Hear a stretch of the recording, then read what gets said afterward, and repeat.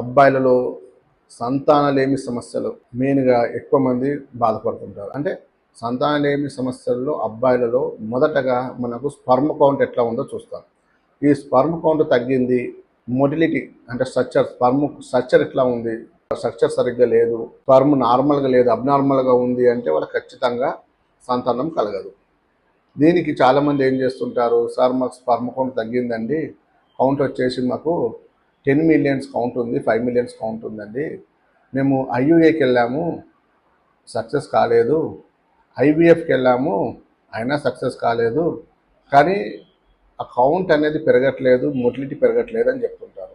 మన దాంట్లో ఈ స్పర్మ్ కౌంట్ పెంచడానికి మంచి మందులు ఉంటాయి. మనకు 15 మిలియన్స్ కౌంట్ ఉండాలండి. మన దాంట్లో 30 to 35 మిలియన్స్ కౌంట్ ఉన్నా వాళ్ళ సంతానం కలగవచ్చు. అలాగే మొటిలిటీ లెవెల్స్ పెంచుతాం. మొటిలిటీ 40% వరకు ఉండాలి. ఈ మొటిలిటీ కౌంట్ పెంచుకుంటూ వాళ్ళకి ఏ సమస్య ఉంది, అలా టెస్టిస్లో ఏమైనా ఇబ్బందులు ఉన్నాయా, టెస్టిస్లో వాపులు ఉన్నాయా, వెరికోసిల్ ప్రాబ్లం ఉందా, అంటే స్పర్మ్ ఎంటర్ అయ్యే నాళము నేరగా ఉందా, అవన్నీ చూసుకుంటాం. చూసుకునే దానికి తగ్గట్టు అబ్బాయిలలో ఏ ప్రాబ్లం ఉన్నా కూడా మన హోమియోపతి మందులతోటే ట్రీట్మెంట్ చేస్తాం.